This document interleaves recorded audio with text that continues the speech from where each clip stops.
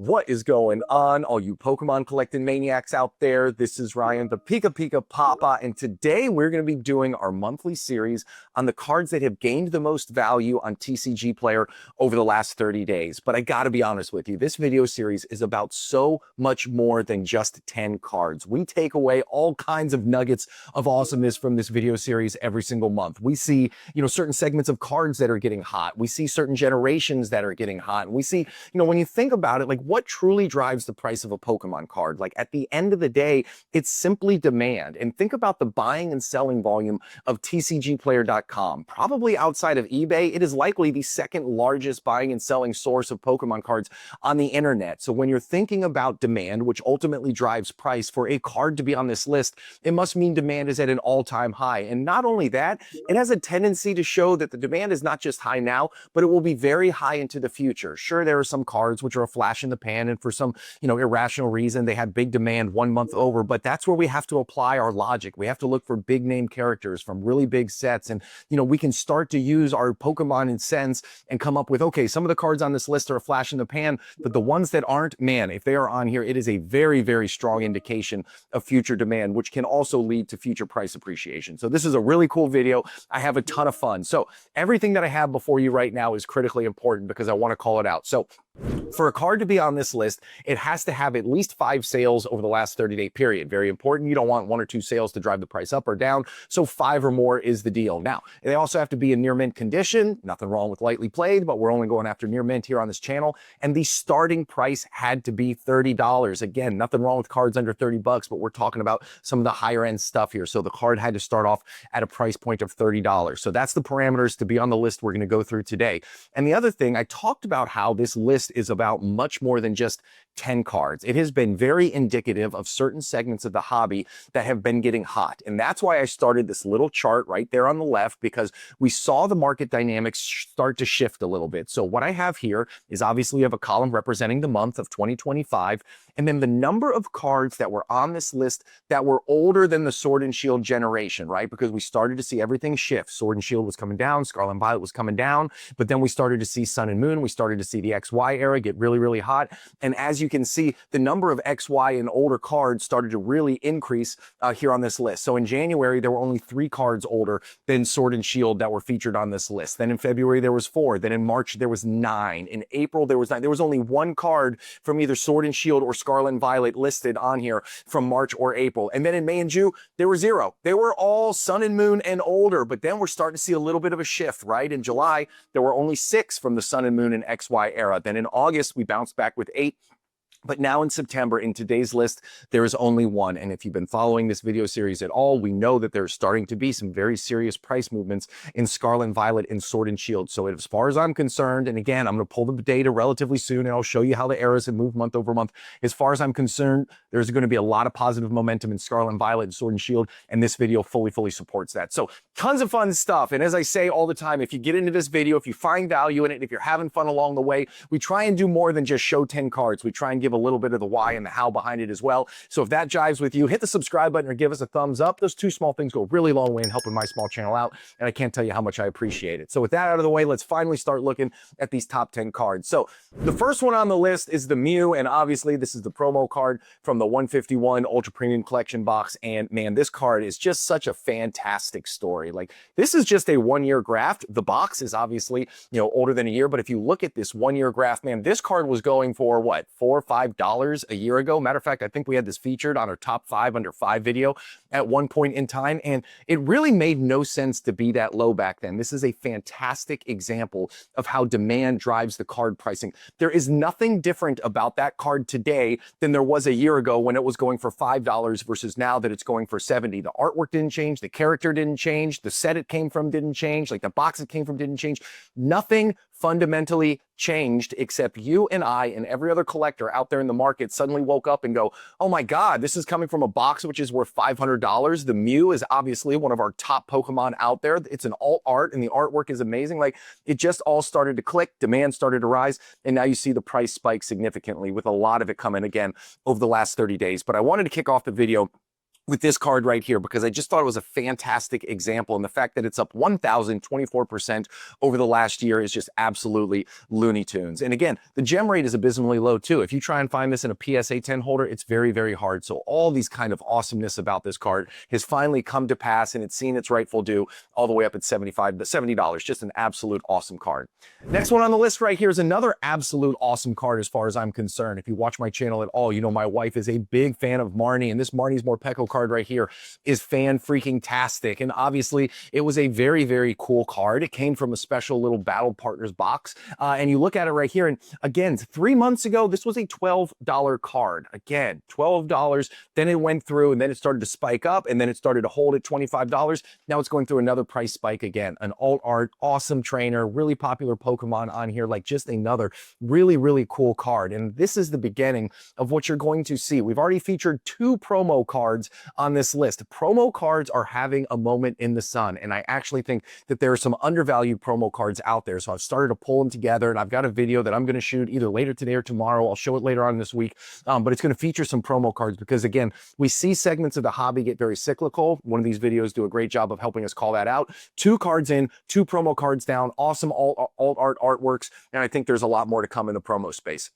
Next one we're talking about right here, Crown Zenith. Crown Zenith is one of my absolute favorite sets. I have such fond memories of ripping tons and tons of packs with my kids. Crown Zenith was a set that you always felt like you won. There were so many amazing cards and artworks. Like, it felt like every pack you ripped was a winner. And so it was just an incredible, incredible set to end an incredible era of Sword and Shield. And then obviously we all know Mewtwo has been very, very hot here as of late. So no surprise that this incredible artwork card right here is spiking up in price. Over the last 3 months, it's up about 150%. It started off at $15, and as you can see, over the last 30 days, it has gotten really, really expensive in terms of price growth. It's all the way up to $42. But again, when we think about it, big name Pokemon in Mew, amazing artwork right here, coming from a great set in Crown Zenith. It's also from the Sword and Shield era. Like, all of those things combined to explain why this card is finally seeing this aggressive price spike.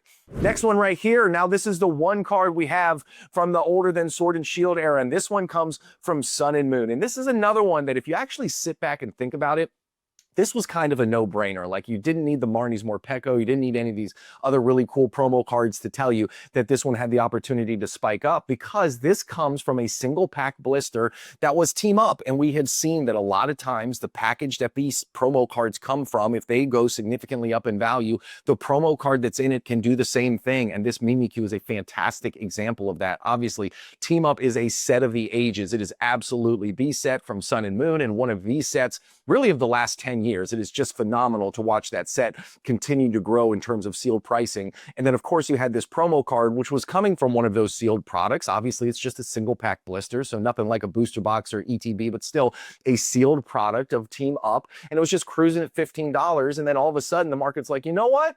This thing's pretty freaking cool, and the odds of people ripping those single pack blisters in the future is relatively low. Not a lot of people are going to be cracking them open for one pack, and so the price in this has spiked up. Again, it's up 137%, most of that coming over the last 30 days, all the way up to $42. So again, really, really cool card from a very special sealed product.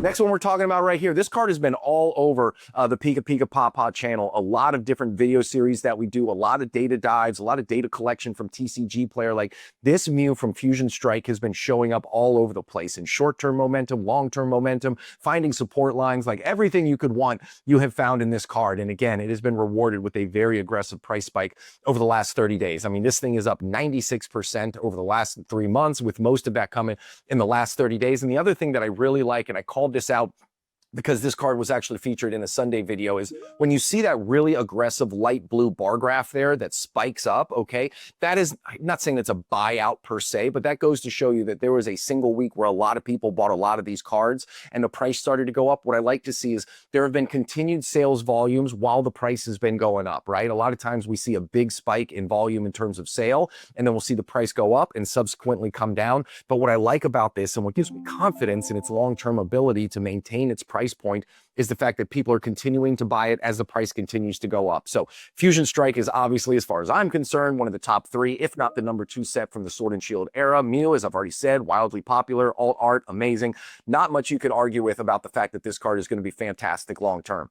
Next card, another card I've talked about ad nauseum, so I won't beat it up too much, but this is the beginning of a trend for this video. You are going to see a lot of Pokemon Center exclusive stamped Elite Trainer Box cards. Like these things right here are absolute money. And this Eevee coming in at $107, coming from Prismatic Evolutions, Pokemon Center exclusive ETB for me, even though $107 is a whole lot of money, even though we've seen a very aggressive price spike here as of late. Just look at that. I mean, this was a $50 card not long ago. It has doubled. Even though it's only up 69% over the last 3 months, it started at $70, worked its way back down, found support at 50, and has doubled from that $50 low. I still think this card has a lot of room to run, if I'm being completely honest. Look at the Charmander, look at the Pikachu from Paldea Evolved, look at the Snorlax from 151. I think the Pikachu's still relatively low, but anyways, I think this card is going to have a very, very bright future in front of it, even though it's sitting at $100. Great card, fantastic, huge rarity in terms of it having that Pokemon Center exclusive stamp on it. Like, everything to love about a card is in this as far as I'm concerned.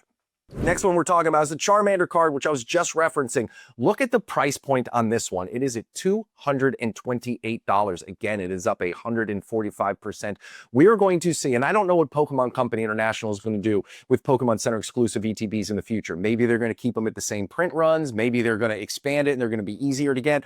I don't know. But until something fundamentally changes with the way Pokemon Center exclusive ETBs are released, or in terms of the amount of them that are available for purchase, I am going to be the biggest bull on their sealed from a point of a long-term price appreciation. And as long as you have a halfway decent Pokemon on there, I think from a long-term price appreciation of the promos as well. So this is just another phenomenal example. Obsidian Flames might not go down. As a matter of fact, it will not go down. It's one of the best sets in the Scarlet and Violet era, but that doesn't matter because those PC exclusive ETBs are so hard to get a hold of. And this card is all the way up at $230. Just absolutely incredible. And I love everything about it.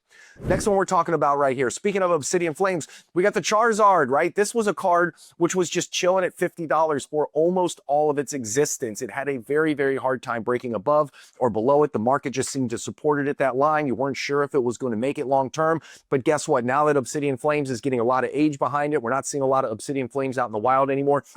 This card has absolutely gone nuts over the last 3 months. It is all the way up at $125. Now, I didn't personally think it was going to get that high this soon. It's incredible to see. And again, when you look at those light blue bar graphs, you can obviously see there are people who are buying it that are supporting that price. This wasn't a short-term buyout, so maybe it will hold that number. The other thing too is it has an abysmal gem rate. It is very, very hard, not just to get this card in a PSA 10, but any card from Obsidian Flames. It has the lowest gem rate as a set out of all of them from the Scarlet and Violet era. So I think that low gem rate is really going to help support this raw card price moving forward, because a very low gem rate from an awesome Charizard card like this is going to keep those PSA 10 prices super high. And when PSA 10 prices are really, really high, everybody's out there hunting those raw cards and they're buying them as well. And what does buying them mean? Well, it means more sales volume. What does sales volume do? It drives prices up, just like we're seeing right here. So you put all of that together, I think this is a really cool card. And I think this card does have some opportunity as well. Next one we're talking about right here. Okay, not my favorite Pokemon Center exclusive ETB or promo card, but guess what? When one gets hot, sometimes a lot of them do. And just like we will see cards irrationally get depreciated in terms of pricing when a whole generation is coming down, we saw that with 151. Sometimes we see a group of cards start to spike in price and other ones will do the same thing. And I think that's the case of the Pecharunt card right here. Not my favorite card in the world, but guess what? People are obviously buying the heck out of it. And as you can see, it is up again 140% over the last 3 months, but most of that growth has come over the last several weeks. If you look at this here, we've had a couple big instances of big buying opportunities there at TCGPlayer.com. That's represented by those light blue bar graphs, and the price is continuing to tick up. So something to keep an eye on. Not my favorite card on the list. If it was me, I'd be spending my money in other places. But if it makes you happy and if you love it, and if you're a long-term believer in it, I certainly think all of these Pokemon Center exclusive stamp promos have the opportunity for some big gains in the future.